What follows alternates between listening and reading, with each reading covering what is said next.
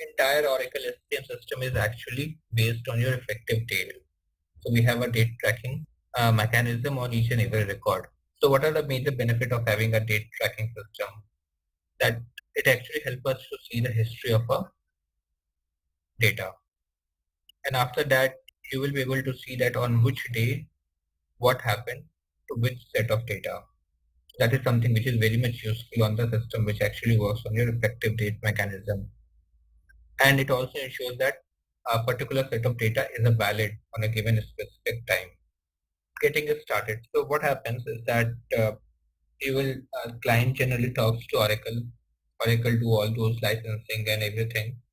Oracle do the installation of a system, and generally in most of the cases Oracle will give you two instances. One will be your test, another will be your production. But depending upon your requirement, you can ask for another instances, and that will actually uh, cost you. It is like some additional cost. So they will give you 3 instances or 4 instances depending upon your requirement. But in a most of cases or in a small client, you will see that the client will have two instances. One will be test, one will be the production instance. So they will give you the URL for both the instance, and they will give you a super user ID and password that will have all those roles and profile attached. Now it is our responsibility once we receive the URL and password, the credential super user, we will actually create the credentials for other implementation user, like creating the user ID and password. And after that, we'll identify the role that which user is actually responsible for doing which activity. And we'll create those roles and we'll assign those roles to those users. The person like us who do the implementation for any client or any person on a client side who is actually working before the system is go live or before the system is in use are called implementation user. We are the person who are actually implementing the solution. So we don't have any employee number or person number attached to our profile. And once the system is live, you start hiring an employee. Those employees or those a person becomes an employee of system. So is there any question on the implementation user and employee? Okay. As I have already mentioned that we have different Fusion middleware tools also, which is running behind the scene. So one of the tools is Oracle Identity Manager.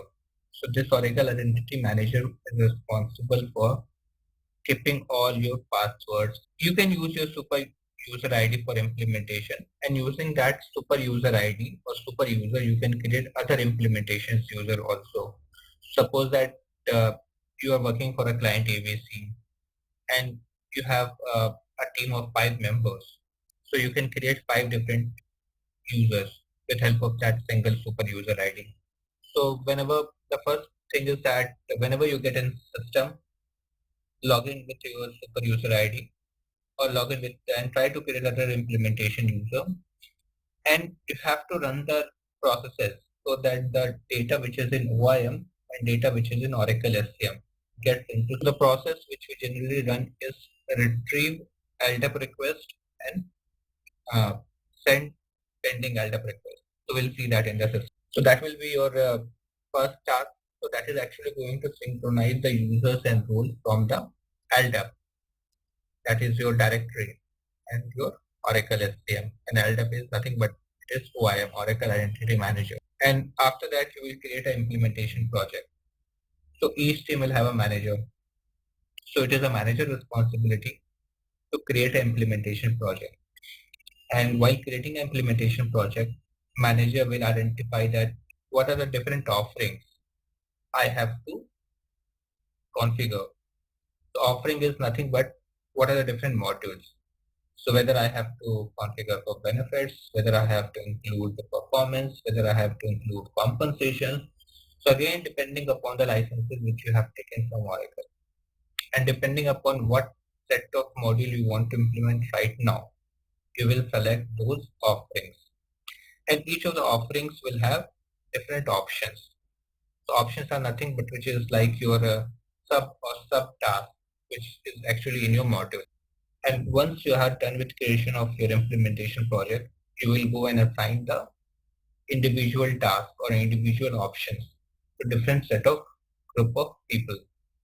And after that, you will also assign an end date, and that will actually help take a control of the entire project and to see what is happening, what was the task which was assigned to which person, how much it is complete. So all those things can be taken care of by creating an implementation project.